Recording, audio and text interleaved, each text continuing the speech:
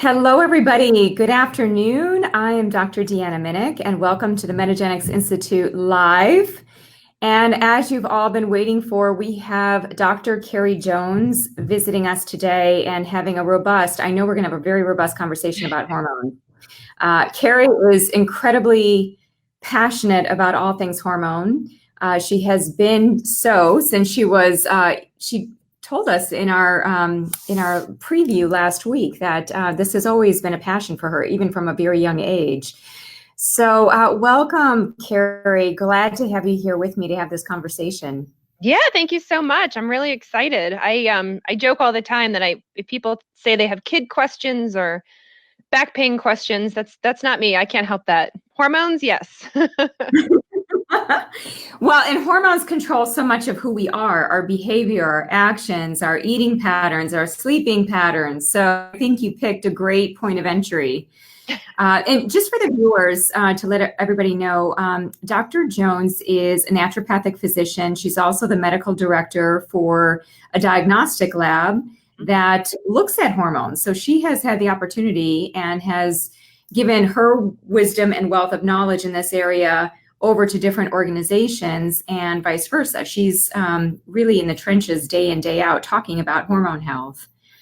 So we're going to start. I know the title of this particular Metagenics Institute Live is all about estrogen metabolism and estrogen detox.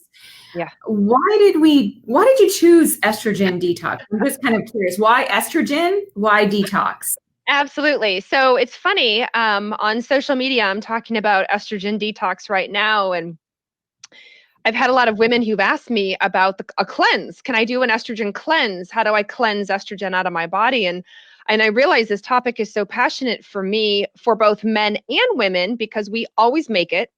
Estrogen is made every second of every day in both men and women, and your body utilizes it, and then you have to get rid of it. But we do have some pathways, as we call them, that are not so friendly, right? They increase risks for cancer. They increase our symptoms. Think of like PMS, think of, fibroid growth, think of, weight gain, men who get breast development and belly fat gain. And so it's really important to me that men and women understand it's not so much a cleanse, it's natural biology. It's really physiology, what's happening in the body, but let's optimize it. Like, let's really help you get from the start to finish down the right pathway and get it out of your body in a safe way so that you feel good. So how do we know if we have issues with those pathways? What are our symptoms? What kinds of conditions might we be looking at? Absolutely. So, I'll start with women and then I'll go into men. So women, usually it's the high estrogen symptoms. So think bad mood, right? Their PMS type mood, PMS, especially a couple days before your period starts. Think like menstrual migraines, your breasts get big and tender, weight gain, bloating, endometriosis worsens, fibroid growth worsens, polyp development.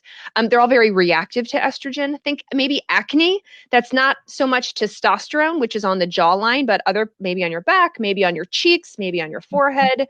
Think about GI stuff. People don't realize estrogen's partly cleared out the gut. So if you've already got gas and bloating, or you have candida, or you've got SIBO, small intestinal bacterial overgrowth, then you may have estrogen issues as well. Men get depression, they get unmotivated, they get weight gain, they get breast development, they have erectile dysfunction. And men tend to think, oh, I have low testosterone, but really what they might have is an estrogen issue. They're not clearing their estrogen in an appropriate manner and getting all of these crazy symptoms. So if I'm understanding you correctly, what you're saying is that the body clears estrogen. It's starting to sound like it goes through the biotransformative pathways that other toxins go through. So is it fair to say that the body is treating estrogen similar to how it would treat a contaminant in the environment? Absolutely. Absolutely. Which is funny because it's our own estrogen, right? It's estrogen we make. It's endogenous from our own self. But still, the body has to break it down, neutralize it, and then package it up so that we can excrete it out completely. Just like we would if you came a chemical or a toxicant, like you said. Yeah. Yeah. So to that point, and by the way, I'm seeing we've got about 13 viewers, which is great. Start posting your questions here because we're here to serve all of you. And if you have very specific questions, we want to know what they are so that I can ask Dr. Jones and we can tap into her wisdom on this. So, Carrie, along those lines, so if somebody is really toxic, i.e., they are exposed to pesticides, herbicides, insecticides, maybe they have heavy metal burden for various reasons, will they have difficulty with estrogen detoxification and clearing estrogen as you're speaking to? Yep, absolutely. And we see it all the time, and people feel it. And it may not even be maybe a toxicant or a chemical you can't control, but stuff that's sprayed on your food or in the farm next door. But even think about like alcohol, right? People have a glass of wine or two every night. They have several on the weekends, and their periods are miserable, or they're getting the belly fat gain. Men are like, I'm having all sorts of erectile issues. They think it's something else. It must be stress. It must be testosterone. Maybe it's my blood sugar, and it may be. But at the same time, just like the chemicals are going down the detox pathway, your alcohol is too. And what it's doing is it's pushing estrogen back, or it's pushing it to the side, or it's using the resources that estrogen would have used and gobbling them up so estrogen can't use it. And what does it do? It just recirculates. It just recirculates. Beautifully said. Yeah. And that seems to be very clear. We do have a question, but before we get to the question, I want to just stay on alcohol for a second. I'm really glad that you brought that up. We didn't even plan this. We didn't even script this, but I really want to go into alcohol because there's kind of this, I don't know if it's a guideline or a general recommendation out there. We look at the Mediterranean diet and how healthy it is. I mean, it's the most well-studied diet on the planet at this point. As part of that, sometimes there's discussion about having moderate amounts of alcohol. And my piece of the literature, as far as looking at breast cancer risk reduction and things of that nature, is that alcohol may not be such a good thing. And people always say, well, it's about moderation. And then with all of the stress on our liver and our bodies, is alcohol a plus or a minus? And can we see it through a lens of maybe where it would be good for some and maybe not good for others? So what is your take specifically on alcohol? I'm kind of getting a sense based on what you said, but I want a little bit more specifics. Absolutely. I actually say this quite a bit to people. I think that especially when it comes to estrogen-related symptoms, that alcohol is an absolute detriment. If you are struggling with estrogen-based stuff, whether it's full-on estrogen-based cancer, or it's PMS, PCOS, endometriosis, fibroids, and you're consuming alcohol, that it's probably not helping the situation at all. And I joke when I teach that, and especially from practitioners, they will negotiate with me. They will say, well, Carrie, I only drink tequila because I heard tequila is better on your blood sugar. And I'm like, great, still alcohol, Or Carrie, I only drink low sugar biodynamic wine. I'm like, that's great, still alcohol. You have to process it. Sugar. Alcohol is alcohol is alcohol. What about caffeine and coffee? Do you feel the same way? Or how would you perceive coffee and caffeine relative to alcohol? Yeah, well, addiction, right? Addiction is everything for sure. So, but what I don't see is that coffee and caffeine go down the same estrogen pathways. But I definitely do see in coffee and caffeine effect on breast tenderness, right? There's that constituent of that can make breast tenderness worse. So the theobromide. So you got to be really careful. And I've since posted about this. And man, the number of women that go, oh my gosh, when I go on coffee cleanses or I give up caffeine for whatever reason, you're right, my breast tenderness goes away. I'm like, I know, I'm so sorry. And the same goes for chocolate. It's right in there with breast tenderness. So you got to be careful, women. It's not a detox thing. It's something else. But still, what is it? It's a caffeine thing. It's not a coffee thing. So if you drink decaf, we should not have that same result, right? It's a caffeine thing. It definitely depends on the woman. I have had some very sensitive women who even decaf will make their breast tender. So the tissue in the breast skin is just real sensitive to it. So you got to be careful. But it doesn't affect everybody. I'm sure there's listeners who are like, no, I don't have that. Yeah. And it might depend on whether or not you have a genetic variant in cytochrome 1A2 or some of these very specific cytochromes that metabolize caffeine, right? So we do have some questions, which I think are really good. They're all along different tracks. So we're going to go down the rabbit hole. Kelly is asking, could thyroid issues be caused from estrogen issues? Yes. So whether your estrogen is high or low, it can absolutely impact the way that your thyroid functions. One very classic example is when you have an excessive amount of estrogen when you're not supposed to. Estrogen can actually get in the way of what we call that peripheral thyroid conversions from your T4 into your active T3. And so for women who are maybe on a lot of estrogen hormones, whether it's the birth control pill or they're on HRT and maybe they're on more than they should, women who just happen to have a lot of estrogen in the second half of their cycle with not very good detox, not very good progesterone to counter it, they can tend to get worse thyroid. So yeah, absolutely. They can be tied together. Okay, but what about also toxic load and autoimmune thyroid conditions and estrogen detox, as we're talking about? I mean, there would seem to be, just from the literature that I've seen, there seems to be a correlation between xenoestrogens, different contaminants, and thyroid function. Oh yeah, absolutely. Well, any function, right? Your xenoestrogens, your toxicants, chemicals, anything that's going to affect the way that you just sort of clear stuff out of the body, not only affects estrogen, it affects literally every hormone in the whole body, from the brain, right, to the thyroid, to the parathyroid, to the ovaries, to the testicles, everything. Yeah. Yeah.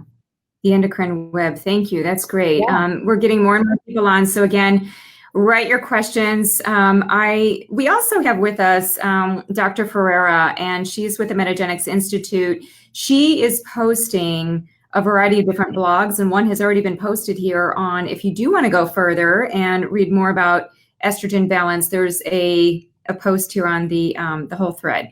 Michelle is saying, I know y'all will get to how to detox later, but specifically, I would like to know if you have a male on testosterone therapy and their estrogen is high, do you have a recommendation to decrease the estrogen without using pharmaceutical estrogen blockers? So that's it's kind of a specific question.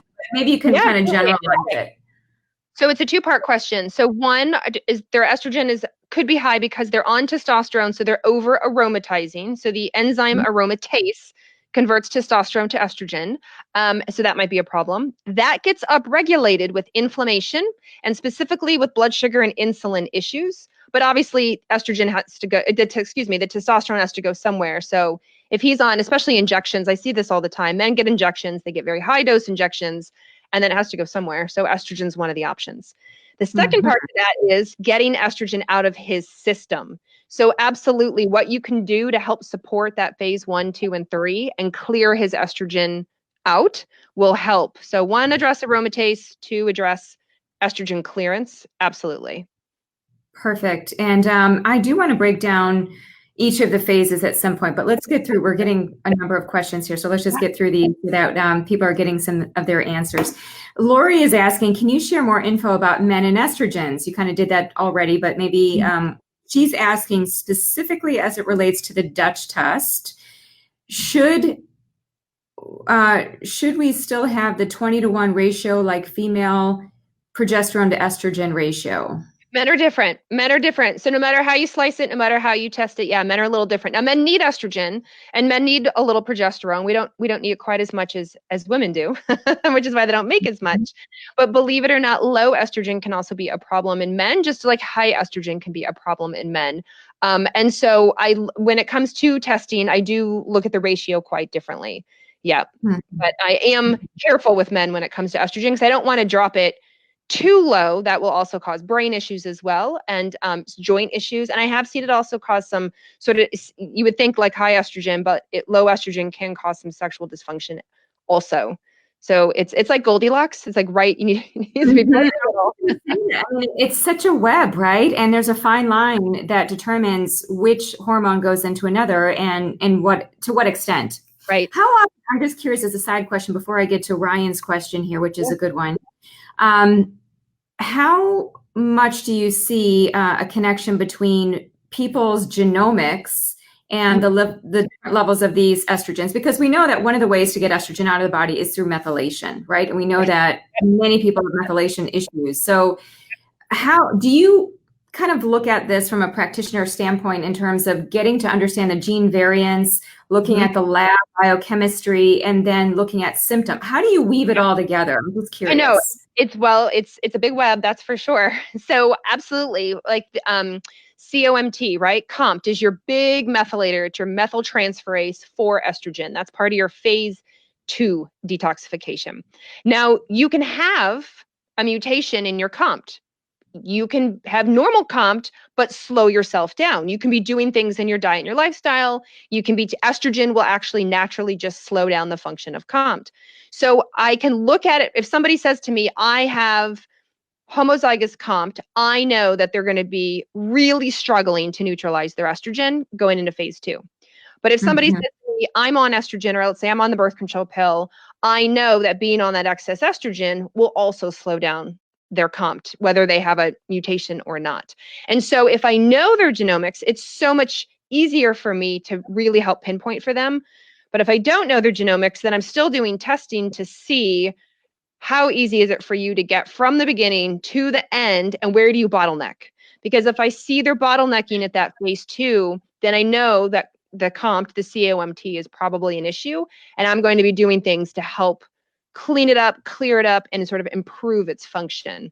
So I would prefer to see the genomic part, but on the flip side, there are people that have issues, genomic issue, and it doesn't show up.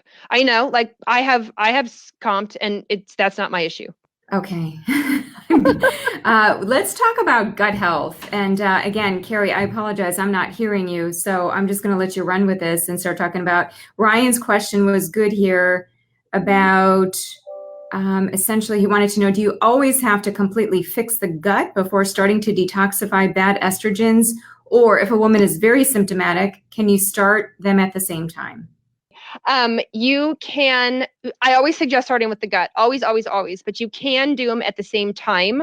You can do all of the phases at the same time, but if you don't start with the gut at the very least, so she can excrete it, or he even can get it out of the body, then you're just going to get a backup. So definitely when you're doing any kind of estrogen detox support, make sure you for sure put your priority as the gut. So I teach it as phase 1, 2, 3, but you treat it as 3, 2, 1, and 3 being excreting it in the gut. So yes, absolutely. You can treat all 3 phases at the same time. Always emphasize the gut though, because if you can't get the estrogen out of the body, then it's just going to get reabsorbed and recirculate. So I was saying that I teach it as phase 1, 2, 3, but we should treat it as phase 3, 2, 1. Start with 3 being the gut. So let's get into the gut a little bit, Carrie. Talk about the gut microbiome, probiotics, and perhaps beta-glucuronidase, estrogen, kind of like that whole web. And what are some things that we can do from a nutrition standpoint in order to help with clearance from the gut to prevent reabsorption of estrogen? Absolutely. So what happens, there's this part of the gut called the estrobolome, which happens to be one of my most favorite scientific words. It's just fun to say. So the estrobolome is the part of the microbiome that helps with estrogen clearance. And what it does is there are SNPs that make the enzyme called beta, just like you said, beta-glucuronidase. And beta-glucuronidase takes estrogen that's packaged up like a box with a bow on it, and it unties the bow and unties, the whole package, opens the lid, and lets estrogen fly free. So the higher amount of beta-glucuronidase you have, the more you're going to open your boxes of estrogen and let them recirculate. Now, we need some beta-glucuronidase. Some people argue you should have it near 0. I'm like, no. It's very important to reabsorb bilirubin. It's really important to help you break down and absorb large carbohydrates and flavonoids, but estrogen is the problem. Now, what will make it go crazy? What will really increase it? Think like any kind of imbalance in your bacteria, candida, parasites, think intoxicants, think antibiotic use, repeated antibiotic use, or a big history of it. Think what we call the standard American diet, that like high fatty, high fried, high low nutritional value type food. Any of those things alcohol, we talked about alcohol earlier, alcohol will shift the gut microbiome. And so all of those things will contribute to estrogen not getting out of the body. So then how do you fix it, right? Well, it's all those things just in reverse. So it's don't eat a standard American diet. Eat very plant-based, eat very vegetable-based, get your fiber. Fiber is super important. Look at your pre and your probiotics, either through dietary or through supplementation. Work on healing your gut if you have a history of antibiotics, if you've done stool testing and you've got candida or bacteria or some sort of parasites. Even the small intestinal bacterial overgrowth, or SIBO, that can affect the estrobolome as well. Again, back to alcohol, I tell people, look, you got to cut it out. I'm sorry. When working with estrogen, the moderation doesn't cut it. I know. It is still alcohol. Yeah. So those are the easy ways that I suggest for working on that gut, getting things out. We just want to get it out. We want to get it out. Okay. So I want to ask about the ketogenic diet. Mm-hmm. So women, let's just say that they're perimenopausal, they're highly toxic. Now they decide to go keto, so really high fat. Does this put any strain on bile production, liver toxicity, being that most toxicants are fat soluble, right? And that we need bile to solubilize fat? So just maybe talk a little bit about the ketogenic diet. Is it for everybody? Do we need to be thinking about estrogen metabolism with this? Yeah, it's not for everybody. And definitely we need to be thinking of estrogen metabolism for sure. One of the key parts with bile too, that I don't think people, it doesn't get taught very often. Sometimes we call it phase 2.5. So when you are an estrogen inside a cell, you're water soluble. But now you have to get through the cell layer, which is fat, right? It's a lipid bilayer.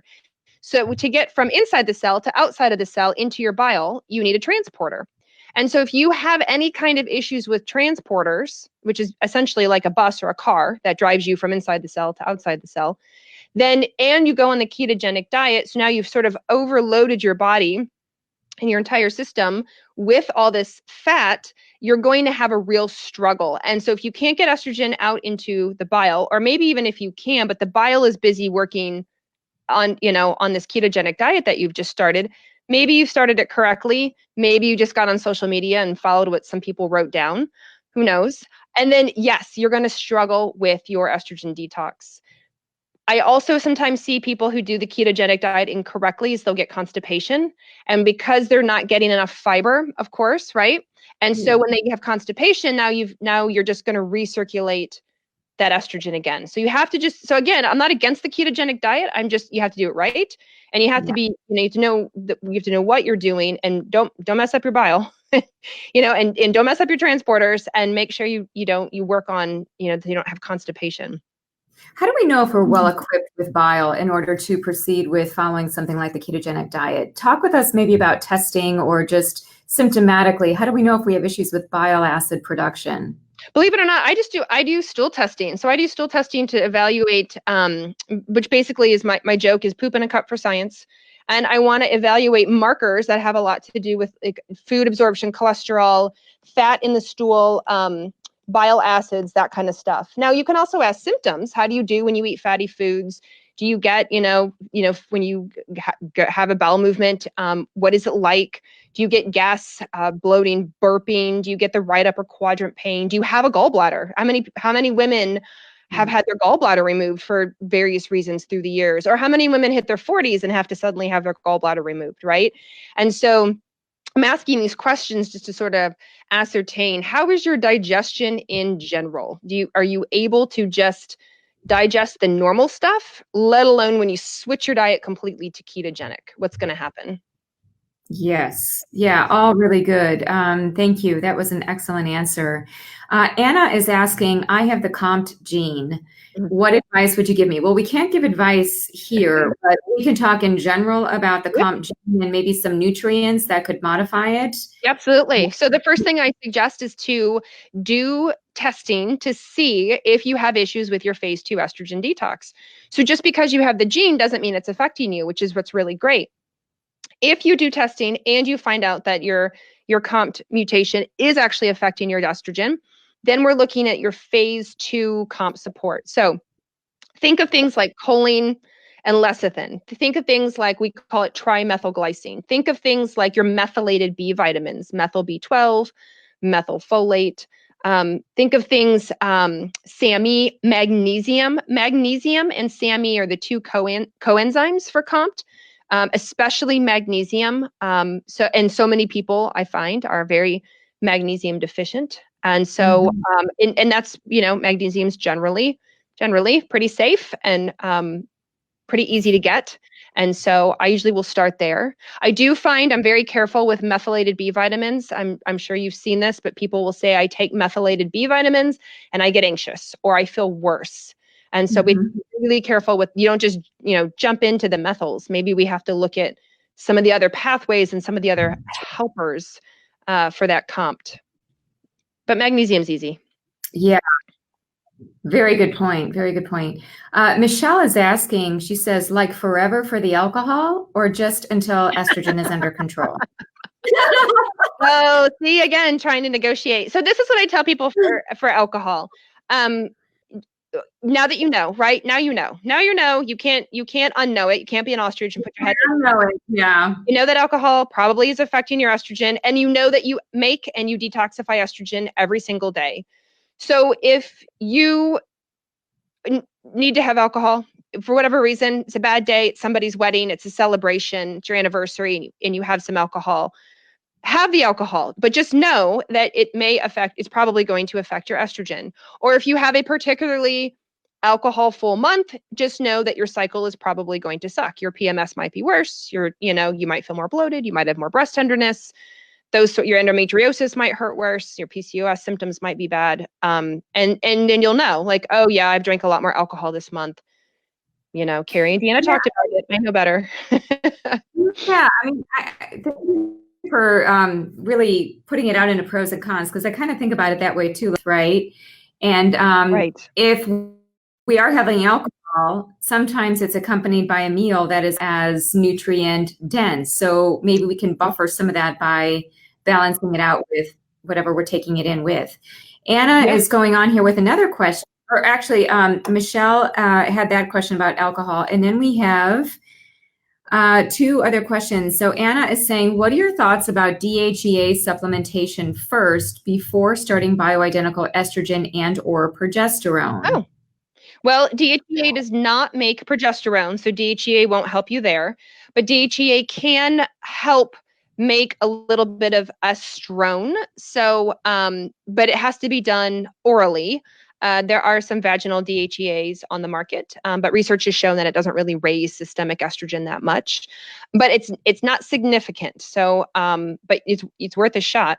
Having said that, DHEA is still a hormone. It is still a hormone, and even though it's over the counter in the United States, it is by prescription only in the majority of countries around the world because it is still a hormone, and it can help make other hormones. And it can also go down pathways that can cause symptoms like hair growth in places you don't want. It can cause hair loss on your head, cystic type acne. It can increase anger and irritation. And so definitely a number of women have said to me, I read it online, I took DHEA, and I got all these symptoms. I'm like, I know, because you probably were going down the pathway that you shouldn't have, or maybe you took a dose that you shouldn't have. So I do like DHEA. It can definitely help. It is still a hormone. It's still a hormone. Okay. Heard that loud and clear. And that makes a lot of good sense. It's kind of like take care of these pathways first. Yes. See how much of your symptoms you can correct just in modifying the estrogen detox pathways. And maybe a lot of that clears up so you don't need exogenous hormones. Yeah, exactly. She is getting into what we were saying about bile here. She has some further clarification questions. She says, with a cholecystectomy, doesn't the bile get sent straight to the small intestine via the liver anyway? You mentioned women with no gallbladder and fat consumption. Please explain what the problem is here. Gallbladder is a organ, right, and not bile production occurs. A little more info, please. Absolutely. Well, here's what's interesting. Ask any woman who's had their gallbladder removed, how they feel when they eat fat right away. The majority of women will tell you they feel horrible because the body doesn't know the gallbladder's been removed, right? Nobody's told anybody that the gallbladder's been removed. So yes, that will happen eventually. And I would tell my gallbladder removal patients, eventually you'll be able to, eat fat and it's usually okay, but usually not right away and not always. In fact, I have friends that have had their gallbladder removed and still, if they have too much fat, even avocado, right? Which we all think is like the holy grail of good fat. They're like, ooh, if I have too much avocado in my sandwich or a salad or on my toast, they're like, I can really tell. So it's not a perfect system, even though that's what we think. Okay, great. Carrie, you and I are so aligned. I love these responses. They're very tempered, right? We get a lot of information, a lot of noise out there, and then it's like we kind of grab onto things, but there's always context. There's always context to consider. Right. So this is the last question, and I know we're going a little bit over our 1:30 time frame here, but because of our technical glitches, let's maintain this other question. Oh, Lisa. Okay, two last questions because Lisa needs to get her question answered. I know Lisa really well. Okay. Rory is asking, can you share more info on how to improve the cytochrome 4-hydroxy pathway functions? So we know that the 4-hydroxy estrogens are the problematic ones. They are carcinogenic. We know Eleanor Rogan's work. So for those of us who make too much of the 4-hydroxy estrogens, what do we do? How can we improve that? Your body is really intelligent. Thankfully, we have 2 stop gaps. So if your body is going down the 4 pathway, which just like you said is the naughty pathway, you first have a gene, a SNP that makes the enzyme quinone reductase, and then the next one is glutathione sulfur transferase. So how do you upregulate those? 1, broccoli sprouts. They contain sulforaphane. Well, eventually. So broccoli sprouts contain glucoraphanin and the enzyme myrosinase. So when they get together and you chew them up or you chop them up, that makes sulforaphane. The other things you can do are whatever helps support glutathione. So N-acetylcysteine, liposomal glutathione, what have you, that can be really helpful. So those are what I definitely recommend for people if they're going down the 4 pathway. Now, how to divert from the 4 pathway, that's when you're looking at things like indole-3 carbinol, I3C, or DIM, diindole methane, which come from broccoli, kale, cauliflower, that brassica family.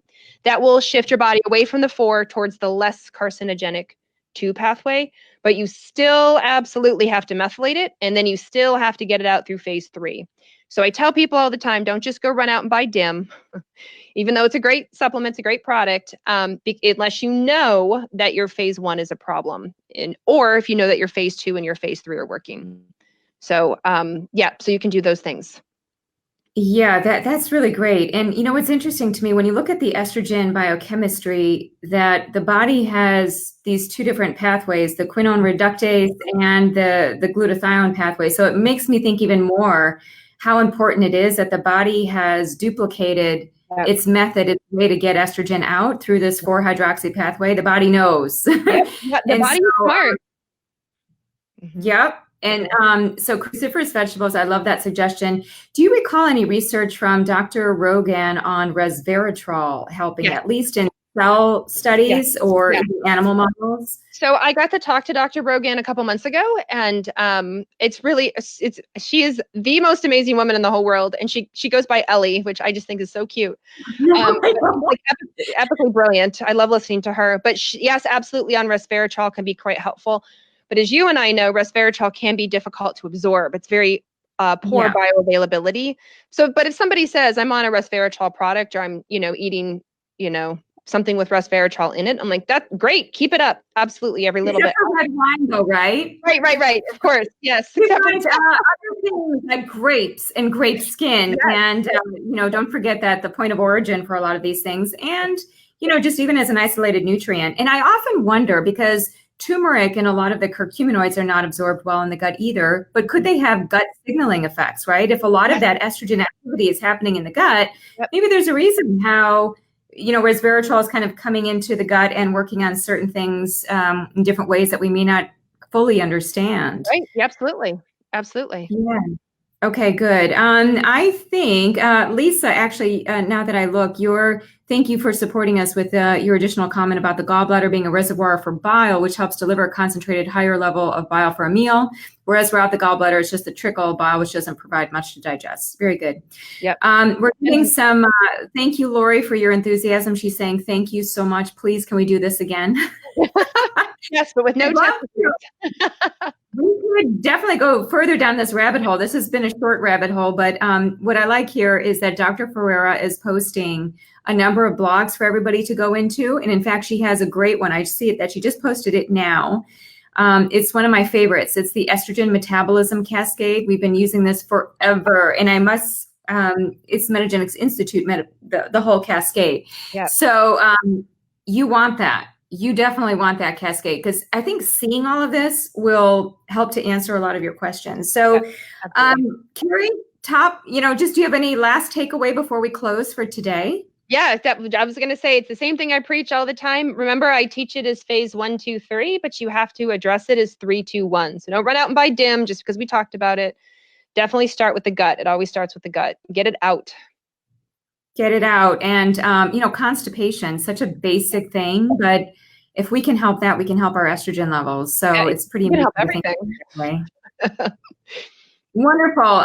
Okay, everybody, thank you so much for being on. And most of all, thank you, Dr. Jones, for sharing your wisdom with us. I can just tell, I can feel your passion, and you've given us lots of pearls. We've gone in many different directions, and you've had no problem with that. So thank you so much. I really appreciate your time. Absolutely.